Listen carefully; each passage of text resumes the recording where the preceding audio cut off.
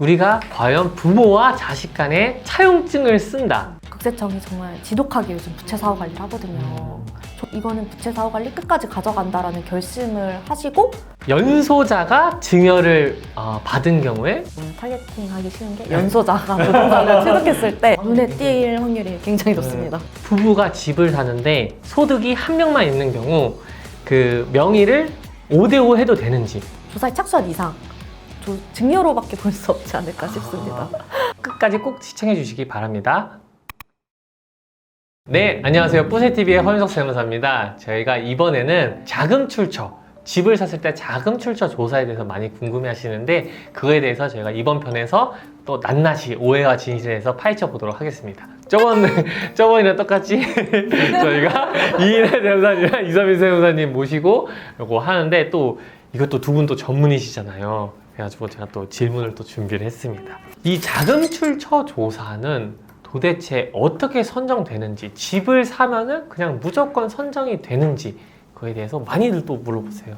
이제 이것도 이제 일일이 조사관들이 다 선정하는 거고, 그래서 제일 이제 쉬운 접근이 연소자가 부동산을 취득했을 때, 그리고 이제 저희가 이제 시스템을 돌려서 자산이 갑자기 증가했다, 또는 예금이 갑자기 너무 많이 줄어들었다. 그럼 누군가한테 빠져나갈 확률이 높으니까, 그랬을 때 이제 가족관계들을 그려놓고 시아버지 재산이 줄었는데 며느리가 늘었다, 이런 식으로 했을 때 이제 또 선정이 될 수 있고, 여기서 제일 실적이 많이 나오는 건 여기서도 마찬가지로 탈세제로 자금 출처야말로 이 지인과 친척 어떤 앙심을 품은 제보가 제일 많은 부분이 이 자금 출처 조사가 아닐까 생각하게 되죠. 그러니까요, 여러분 진짜 사람을 믿는 게 이렇게 참 힘듭니다. 그러면 일단 자금 출처 조사는 어떻게 보면 그 가족 간의 그런 예금 흐름이나 그런 걸 다 본다, 이렇게 볼 수가 있겠네요. 그러면 여기서 이것도 궁금해요. 이게 돈이 한 번에 많이 빠져나가야 되는 건지, 많이 빠져나가면 선정이 되고, 그러면 이제 조금씩 해서 1,000만 원, 1,000만 원, 1,000만 원 이렇게 하면 또 안 되고 이런 건지, 혹시 그런 그게 예금 이자가 저희한테 어떻게 뜨냐면, 예금 내역이 그 매년에 이자가 얼마였는지로 뜨는 거거든요. 통금액이. 그랬을 때 이제 예금 이자가 확 줄어들면 오히려 역산해서 예금 전체가 얼마 줄었는지 보고, 또 역산해서 계좌 어디서 빠져나가는지 이런 식으로 거슬러 올려. 결국에는 저희가 그 금융소득, 이자 소득에 대해서 14% 떼는데 그걸 역산한다고 생각을 하면 되겠네요. 재산세과는 신고팀하고 조사팀이 있는데, 신고팀에서도 이제 검토를 하다가 정말 간단한 거였는데도 이 사람 예금이 너무 많이 빠져나가는데, 이랬을 때 조사로도 많이 돌리고. 그래서 그리고 이게 조사 선정하는 게 기획조사라고 해가지고 나이가 어리신 분들이 집을 사면은 그것도 선정이 될 수가 있는 건가요? 네, 제일 이제 어떻게 보면 타겟팅 하기 쉬운 게 연소자가 부동산을 취득했을 때 어쨌든 자금이 제일 적은 상황일 수밖에 없어가지고, 그런데 그 경우 대부분 부채로밖에 증명할 길이 없어서 소득이랑 부채 이렇게 해서 이제 자금 출처 조사를 시작합니다. 네, 맞아요. 이 지금 대답하신 거랑 연결되는 게 또 질문이 있습니다. 자, 우리가 과연 부모와 자식 간의 차용증을 쓴다. 왜냐면 저희가 이제 집을 사야 되는 상황에서 아직 돈이 없어요. 그러면은 부모님이 돈을 빌려주는 경우가 있잖아요. 그러면 과연 차용을 얼마까지 해도 되는지, 이거에 대해서는 어떻게 생각하세요? 그게 사실 조사를 하면서 제일 그 힘든 부분이기도 하거든요. 사실 뭐 그 4.6% 이자율 계산 역산을 해서 2억 1,700? 이 정도까지는 그 이자 없이도 차용을 할 수 있잖아요. 근데 그 2억이더라도 이거를 과연 자식이 갚을 의지와 능력이 있는지 그런 것도 봐야 되고, 이게 또 더 금액이 높으면 과연 이게 그러니까 그냥 준 거지 빌려준 거냐에 대한 시비가 항상 있어요. 그래서 제가 보기에는 이게 어떻게 만약에 금액이 커진다고 하면, 이거는 이제 자금 출처도 그렇고 상속도 그렇고 부채가 있으면 차감이 되는데, 그거에 대해서 국세청이 정말 지독하게 요즘 부채 사후 관리를 하거든요. 조사가 끝나도 또 날라오고 또 날라오고 하는 게 이 부채에 대한 부분인데, 그렇기 때문에 무조건 이거는 부채 사후 관리 끝까지 가져간다라는 결심을 하시고, 이 원금하고 이자를 계속 보내는 그런 액션을 취하셔야 된다라고 생각이 듭니다. 연소자가 증여를 받은 경우에 조사를 무조건 받나요? 이것도 많이 물어보시는데. 가능성이 있다고 봅니다. 그래서 이제 네. 저희가 어떻게 하냐면 이제 조사를 선정할 때 이제 자금 출처 조사를 선정해야 되는데 하면은 우선 국세청 내부 정보 분석 시스템에 들어가서 네. 제 관할 지역에서 주택을 산 모든 분들의 엑셀을 다운받습니다. 거기서 제일 만만한 게 이제 나이별로 이제 엑셀 쫙 세우고 금액, 부동산 가액으로 세워서 이제 등기를 다 떼봅니다. 그랬을 때 소득은 또 이제 국세청 전산에 알아서 잡히니까 등기에서 채무 잡힌 저당 내역이랑 소득 내역 빼보고 그랬을 때 이거 해도 되겠다 하는 거 위주로 이제 착수하게 돼요. 결국에는 나이가 어리고 소득이 적을수록 이렇게 가능성이 자금 출처 조사가 될 확률이 굉장히 눈에 띌 확률이 굉장히 높습니다. 네. 근데 이제 아까 지금 방금 질문과 연결되는 게 이렇게 했는데 조사를 나갔어요. 부채를 이제 부모 자식 간에 채무로 해가지고 차용증을 써서 뭐 5억을 했대요. 이런 경우에는 어떻게 생각하세요? 이런 경우에 저희는 그래서 계좌도 그래서 받았습니다. 계좌 받아가지고 이자를 조금이라도 보냈으면은 저희가 아까도 말했지만 무리하게 과세를 하면 불복이 들어올 수 있고 어떠한 과세 형평이 안 맞을 수 있기 때문에 무혐의로 하되 대신 부채 사후 관리를 이제 증빙을 철저하게 첨부해서 합니다. 실제로 이제 소득이 있으시고 하면 문제는 없는데 소득이 없으시고 나이가 어린데 집을 사면은 조사 대상이 될 수 있다. 이렇게 볼 수가 있겠네요. 요 이제 질문은 제가 실제로 받은 질문입니다. 페이닥터 할 때 있던 소득에서 지출을 뺀 나머지 금액이 적은데 이제 집을 사면 문제가 되냐 이렇게 하는데 이거에 대해서는 어떻게 생각하시나요? 저는 사실 PCI가 뭔지 최근에 찾아봐서 알았거든요. 근데 이렇게 얘기를 듣고 보니까 뭔지 알겠더라고요. 그러니까 저희 정보 분석 들어가면 어떤 사람의 주민번호를 치면 굉장히 많은 정보가 나오는데 그 중에 하나가 제가 지정한 기간 내에 소득이 얼마고 뭐 증여는 얼마 받았고 뭐 신용카드, 뭐 현금 영수증 쓴 게 얼마냐 이게 엑셀로 표시가 되긴 돼요. 근데 그거를 본다는 것 자체가 일단 이미 세무조사의 대상이 됐기 때문에 그 이후에 보는 거거든요.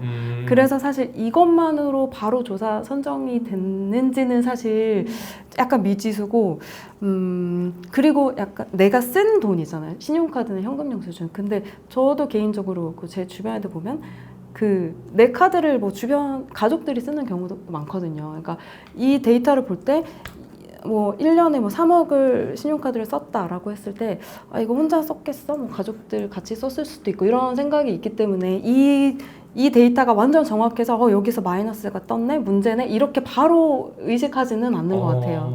그래서 저희가 이걸 보조자료로 쓰기는 하지만 이게 엄청 절대적이진 않다. 생각하시는 것만큼. 네.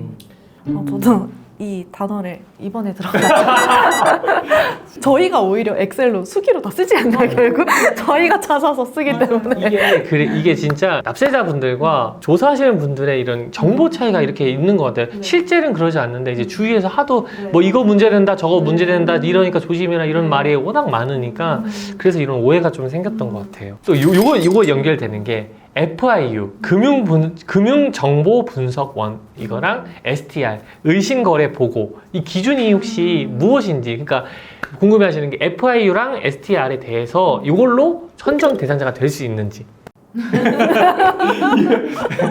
이력 가져오세요. 조사가 선정이 되고 나면 이제 들어가는 거고 이게 FIU가 계속 분명히 국세청에서 투자를 하고 있는 건 맞는데 실제적으로 조사를 할 때 신청은 해놓고 이제 보지는 않는? 조금 시간이 걸려가지고 저는 이게- 죄송합니다. 이거는 모르겠어요.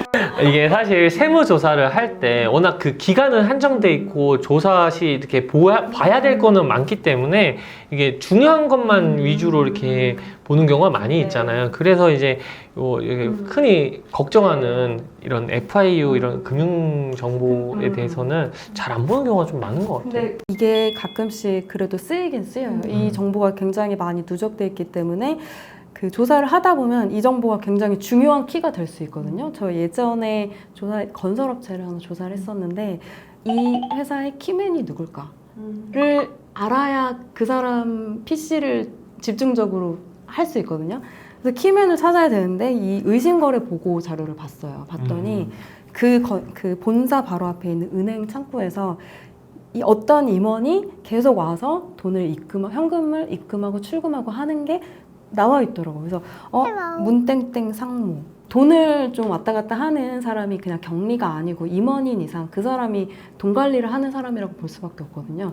그래서 그 사람 컴퓨터와 그 사람 그 캐비넷을 집중적으로 했죠. 근데 결국에 그 사람이 키맨이 맞았거든요. 그러니까 그런 식으로 조사에 활용될 수 있고 그런 차원에서는 좀 미리 좀 조심을 하실 필요도 있긴 해요. 그러니까 저희가 봤던 건 뭐냐면 그 현금 거래가 뭐 우리가 그 고액 현금 거래 보고가 1,000만 원이라고 하는데 1,000만 원이 꼭 아니더라도 뭐 500만 원이나 300만 원이더라도 이게 반복되거나 조금 의심이 되면 은행 창구 직원이 이렇게 쓰게 돼 있어요. 맞아요. 누가 반복적으로 와서 얼마를 입금하고 출금한다.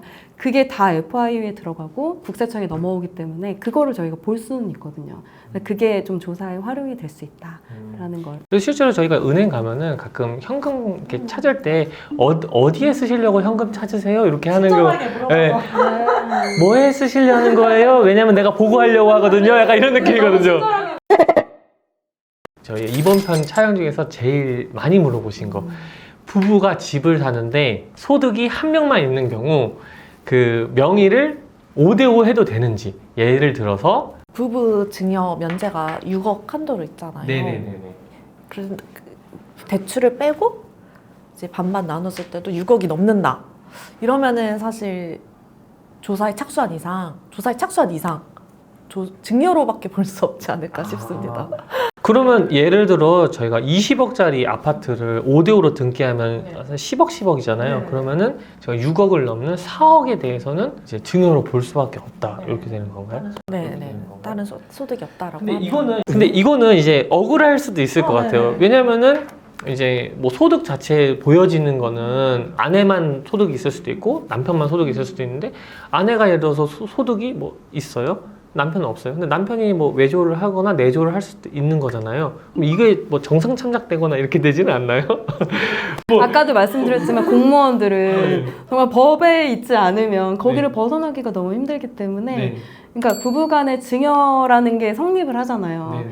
그러니까 부부간에 돈이 왔다 갔다 해도 상관이 없다가 아니라 6억이라는 그 증여 공제가 있는 이상 부부간에 돈이 왔다 갔다 하는 건 증여다라는 게 지금 세법의 입장이기 때문에 정상 참작을 해드리기는 조금 어려울 것 같아요. 만약에 근데 그 배우자분이 자기의 노력으로 뭔가 형성한 자산이 있다. 그리고 그걸 입증을 한다 하면은 그 부분은 당연히 증여에서 배제가 되겠지만 소득이 전혀 없는데 대금이 남편의 통장에서 나갔는데 그 5대5로 했다 이러면은 그 6억을 넘어가는 부분은 증여로 볼 수밖에 없을 것 같아요. 예를 들어서 저희가 소득은 아내만 있어요. 근데 이거를 이제 관리 목적상 통장 자체에서 돈은 남편이 있었던 거예요. 근데 그러면 이제 등기하는 것 자체는 아내 이름으로 등기를 하는데 대금 지급은 남편이 했다. 이런 경우에는 문제가 된다고 문제가 된다고 생각했어요. 대금 지급하는 자와 등기하는 자가 달랐을 때. 저는 문제가 되지 않는다 생각합니다. 왜냐면 실질 과세가 우선이기 때문에 관리 차원에서 갖고 있다 이런 거는 상관없이. 그 대금 지급은 누가 하냐 이거는 문제가 안 되는데 저희가 이제 등기가 누구 이름으로 되냐 이게 문제네요. 네, 알겠습니다. 지금까지 저희가 자금 출처 조사에 대해서 오해와 진실을 촬영해 봤는데요. 도움 주신 저희 이인하 세무사님이랑 이소민 세무사님 감사합니다. 여러분 다음 편으로 또 찾아뵙겠습니다. 감사합니다.